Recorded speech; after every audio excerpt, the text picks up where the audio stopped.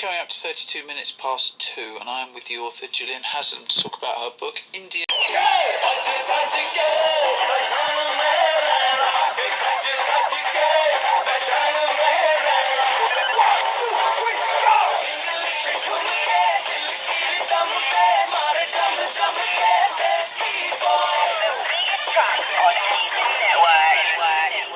It is coming up to 32 minutes past 2, and I am with the author Jillian Haslam to talk about her book, Indian English, a memoir.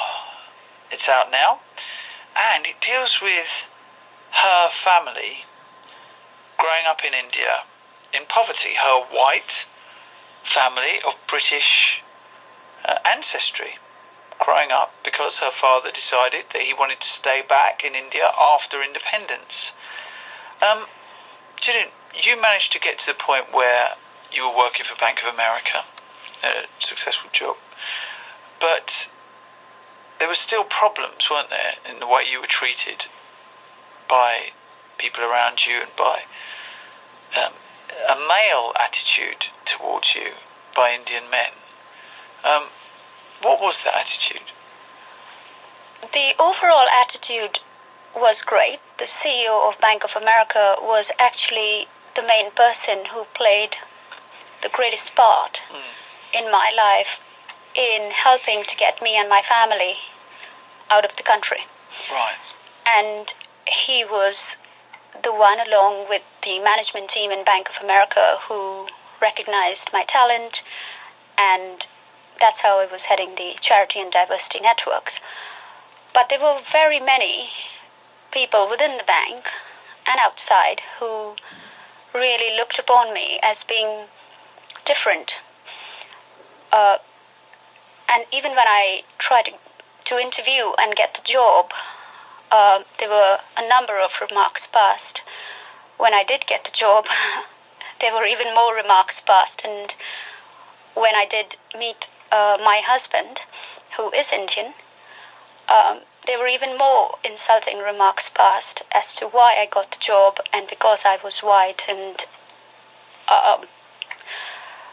very, very hurtful words that are mentioned in my book, actually. Yes, of course. Which I didn't deserve, because I had come through some very, very difficult times in order to get there at bust. They thought you were a privileged white person who just kind of parachuted into the job without knowing where you come from. Worse still, they thought that I was selected because I looked different and because the CEO or the people who selected me had other intentions. And that wasn't right. That wasn't fair. When you were saying about getting your family out, your sisters, of which there are, 5 sisters you have? Yes. Getting them out of India, why did they have to come out of India? Why couldn't they stay there? Because now you've lived here some 11 years. Why was it impossible for them and you to make a life for yourself, a meaningful life for yourself in India, considering you were born and bred there, all of you? Well, also because I was with Bank of America, and it would have been more than comfortable to remain there, just like my parents did, to want to stay there and remain in the country that we were born in and we loved, and we had all our friends, our networks, but it became impossible to do so. Every side, I can speak for myself, and obviously my siblings, but mainly for myself, every side I turned, it was very hard. Like I've given you the instance with my job at Bank of America, on the streets it was very hard. Was there a feeling that because you were white, people regarded you as easy? They regarded you as a fallen woman, as it were, that it was fair play for people to be inappropriate to you because you were white? Did you come across that? A lot, yes. Every other day, where the children, like I said, are multiplying by the hundreds, and there's no one to help them and to save those lives. Why that is still today, I do not understand, when India is a growing economy. They're doing really well. Why does this continue? I do not know, but I'm going to try to help in whatever way I can. So you still go back once in a while. Is it quite painful to go back, though? Because it's almost like you've escaped a prison of poverty, and you would get very few people returning back to their prison. You must have a lot of bad memories. A lot of sad memories, yes. Especially when I try to go back to the place under the steps and the house where we lived. But it's also a lot of happy memories because, truth be told, that's what I call home. Literally. That is the truth. That is what I call home. Yeah. Even though it treated you in such a bad way? Yes. Of course. That will always be my home. Even when we were living under the steps, that was the only home we had and the only home we knew. And we were really happy to go back under the steps. How old were you then? I was 6. You were 6 years old, living under some steps. Yeah. How many of you were living under the steps? It's on the cover of my book. That's a real picture there. That's a real picture? That's my mother. I thought it was kind of mocked up, no, that picture of the... It's actually, the artwork is put together by 15 different photographs, but that is actually my mother, my little sister in her arms, and me on her shoulder. Yeah. That was our home. For how long?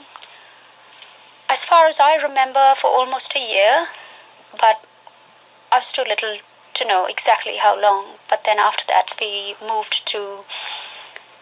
In the book, I show a picture of our second home, which was actually no bigger or better than a little concrete slum or a hut. It was deplorable circumstances, actually.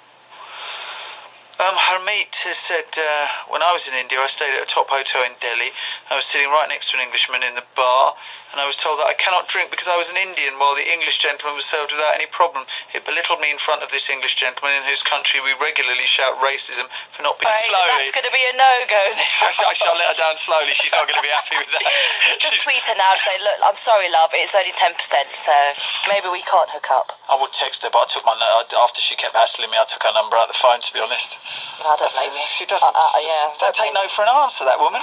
So how's you and Arjun then? How does that come up?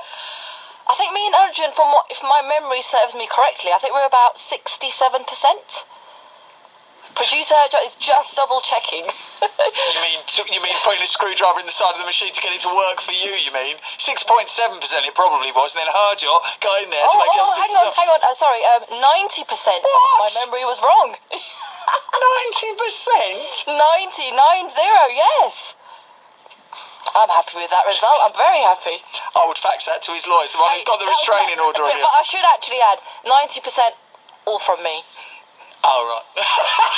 I'm surprised. Probably about 2 on his behalf. It's clearly broken then, because 90% is not even close to what it actually is. 90% is all from me. All anyway, from thank you. you, Nihal. All right, my darling. Have a great show and have a great weekend. Bye. You too, bye. Hi Nihal, a question for Jillian. I find her comments anachronistic. I don't say that these things didn't happen, but I find it hard to believe when there are so many international people living there happily and go back. I find it shocking she never learned the language properly and has an overwhelmingly negative view of somewhere where she was raised and helped and had a good job. And that's not true. She doesn't have an overwhelmingly negative, not at all. Do you? Not at all. So that's not true for a start. In the book Shantaram, the author learned Marathi and lived in the slums, developed a love for the country through this country. Asian communities have struggled in this country and still do. I'd be interested in her views on the struggling minorities here in post-colonial Britain. Does she feel compassion to these minorities? Does she understand why she was treated as such by some Indians, given what the British did in India?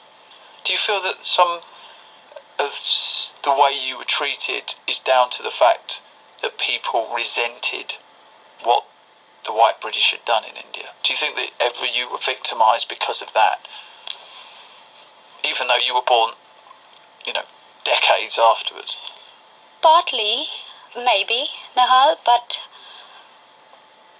I think most people would react to anybody being different. So whether you were fat or thin, black or white, tall or short, whatever. You usually picked on if you're different. And we were different. They just reacted to us behaving differently, dressing differently, being different. And that's really what happened. But I think much of it... So it was much the same racism that Asians got here when they first came here, because you were a minority, effectively. You were picked on.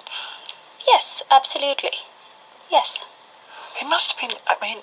But there were many who even helped us. But we have this idea here of a confused generation of British Asians who are confused. They're neither one or the would, I suppose... It's the same thing. But it sounds like you're mixed race, but you're not mixed race in that respect. No, we're not, and that's a big difference there, because an Anglo-Indian is, kind of a mixed race, but in Indian English is people who have British parentage on both sides.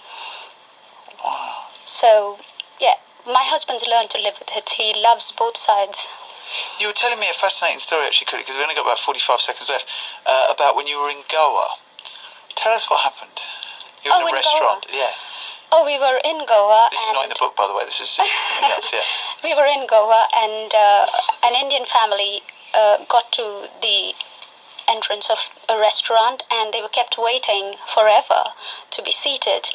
And a foreign couple walked in, a white couple walked in, and it was great. They were seated right away, and I couldn't understand why that happened and why they were treated that way, but it did upset me, and I do not understand why people are so obsessed to treat people like the sound of Asian Britain on digital TV and online. This is BBC Asian Network.